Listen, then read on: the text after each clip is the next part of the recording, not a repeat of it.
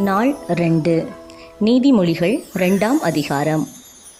என் மகனே, நீ உன் செவியை ஞானத்திற்கு சாய்த்து உன் இருதயத்தை புத்திக்கு அமைய பண்ணும் பொருட்டு நீ என் வார்த்தைகளை ஏற்றுக்கொண்டு என் கட்டளைகளை உன்னிடத்தில் பத்திரப்படுத்தி ஞானத்தை வா என்று கூப்பிட்டு புத்தியை சத்தமிட்டு அழைத்து அதை வெள்ளியைப் போல் நாடி புதையல்களை தேடுகிறது போல் தேடுவாயாகில், அப்பொழுது கர்த்தருக்கு பயப்படுதல் இன்னதென்று நீ உணர்ந்து தேவனை அறியும் அறிவை கண்டடைவாய். கர்த்தர் ஞானத்தை தருகிறார், அவர் வாயினின்று அறிவும் புத்தியும் வரும். அவர் நீதிமான்களுக்கென்று மெய்ஞானத்தை வைத்திருக்கிறார். உத்தமமாய் நடக்கிறவர்களுக்கு அவர் கேடகமாய் இருக்கிறார். அவர் நியாயத்தின் நெறிகளை தற்காத்து தம்முடைய பரிசுத்தவான்களின் பாதையை காப்பாற்றுகிறார். அப்பொழுது நீதியையும் நியாயத்தையும் நிதானத்தையும் சகல நல்வழிகளையும் அறிந்து கொள்ளுவாய்.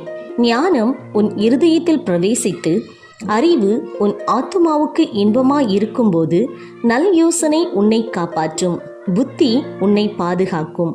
அதனால் நீ துன்மார்க்கனுடைய வழிக்கும் மாறுபாடு பேசுகிற மனுஷனுக்கும் அந்தகார வழிகளில் நடக்க நீதி நெறிகளை விட்டு தீமை செய்ய மகிழ்ந்து துன்மார்க்கருடைய மாறுபாடுகளில் களி கூறுகிறவர்களுக்கும் மாறுபாடான பாதைகளிலும் கோணலான வழிகளிலும் நடக்கிறவர்களுக்கும் நீ தப்புவிக்கப்படுவாய். தன் இளவயதின் நாயகனை விட்டு தன் தேவனுடைய உடன்படிக்கையை மறந்து இச்சகமான வார்த்தைகளை பேசும் அந்நிய பெண்ணாகிய பரஸ்திரிக்கும் தப்புவிக்கப்படுவாய்.